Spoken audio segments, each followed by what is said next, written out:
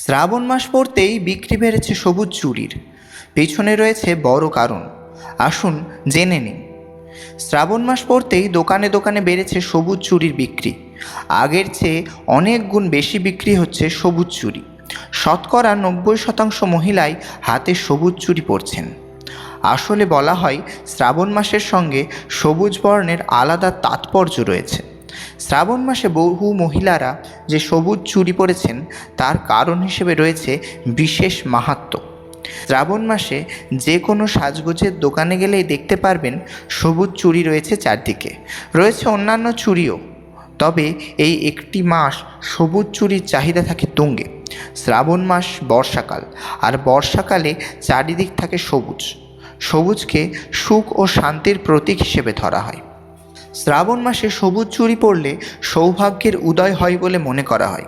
পাশাপাশি বিবাহিত হওয়ার লক্ষণও প্রকাশ পায় সবুজ চুড়ির মাধ্যমে। ধর্মীয় বিশ্বাস অনুসারে শ্রাবণ মাসে সবুজ রঙের চুড়ি পরলে ভাগ্য আলোকিত হয়।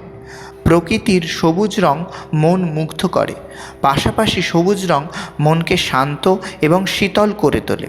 সবুজ রং সুখ, শান্তি এবং প্রাণ শক্তি বহন করে। সবুজ রং ইতিবাচক শক্তির বাহক। হতাশা থেকে মুক্তি পেতে সহায়তা করে সবুজ রং। সবুজ রং চোখকে স্বাচ্ছন্দ্য দেয়।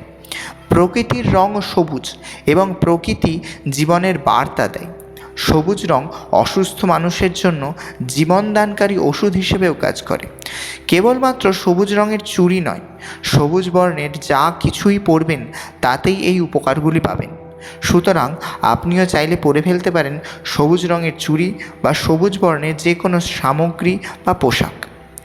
ভিডিওটি পছন্দ হলে লাইক করুন এবং শেয়ার করুন পরিচিতদের সাথে, এবং এরকম তথ্যপূর্ণ ভিডিও আরও পেতে সাবস্ক্রাইব করুন আমাদের চ্যানেলটিকে।